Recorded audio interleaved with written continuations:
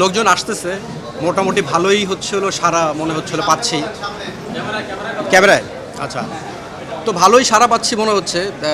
দর্শক আসতেছে, কারণ ঈদ তো কিছু মানে গতকাল কি গেল, আজকে ঢাকায় ফিরতেছে লোকজন। আশা করতেছি দর্শক আসবে এবং সিনেমাটা উপভোগ করবে। এইটা আমি অনেকবার বলার চেষ্টা করছি, কারণ গল্পটাই একটা ঘোর। ওই ঘোরের জায়গাটাই যাতে করে যতক্ষণ লোকজন হলে থাকবে একটা পিনিকে থাকবে। পিনিকে সবাই ছিল। আমরা সিঙ্গেল স্ক্রিনে যাব, মানে মাল্টি স্ক্রিনের এই সিনেমাটা আসলে মাল্টি স্ক্রিনের ফিলের জন্যই, মানে সাউন্ড সব কিছু মিলে, মানে ধরেন সাউন্ড এবং ইমেজ, এইটা আসলে সিনেপ্লেক্সের জন্যই আমরা আসলে প্ল্যান করে করা।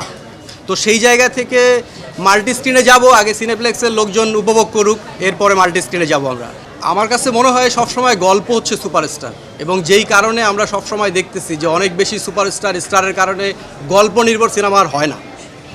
তো গল্পের দিকে ফোকাস দিয়ে সিনেমা বানালে, গল্প যখন সুপারস্টার হয়ে যায় তখন আসলে সিনেমাটা চলে। তো সুপারস্টার এটা তো গল্প তৈরি করে তাদেরকে, তো প্রত্যেকটা গল্পই একটা সুপারস্টার।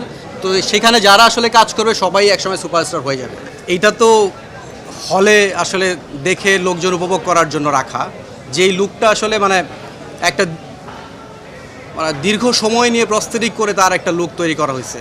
তো এটা আমি চাই যে হলে লোকজন এসে উপভোগ করুক, আমি না বলে দিই। আমার সিনেমার আসলে মেইন শক্তি গল্প। আমার স্ক্রিপ্ট রাইটার আছে, চাইলে তার কাছ থেকে কিছু শুনতে পারেন আপনারা। তো এইটা আমার কাছে, যখন আমি গল্পটা তৈরি হয়েছে এবং গল্পটা নিয়ে যখন কাজ করতেছি, তখনই আমার কাছে মনে হয়েছে এইটা আসলে একটা অনেক দর্শক উপভোগ করবে গল্পটা। কারণ না এটাকে হচ্ছে হলো অন্যভাবে খুব সকল কমার্শিয়ালি হচ্ছিল না দেখা যায়, আবার হচ্ছিল ধরেন এটাকে আবার খুব মানে এইটা একটা প্যাক জিনিসটা, যে সব কিছু মিলাই একটা আসলে চমৎকার জিনিস। এইটা তো মানে মানুষের তো সমস্যা আসলে থাকতে পারে, সব সময় যে সবাই প্রেজেন্ট থাকতে হবে এইটা আশা করা যায় না। তো আমার কাছে মনে হয় যে এই যে আসলো না, তাদের ব্যক্তিগত সমস্যা থাকতে পারে, কেউ অসুস্থ থাকতে পারে। এখন সেটার জন্য আমি মনে করব যে যতটুকু হচ্ছিল প্রমোশন হচ্ছে, তারা যতটুকু চেষ্টা করতেছে এনাফ। এইটা এখনই প্রকাশ করতে চাই না, এটা একটা প্ল্যান করে হলো প্রকাশ করবে। মানে অলরেডি কয়েকটা ফিল্মের প্ল্যান চলতেছে।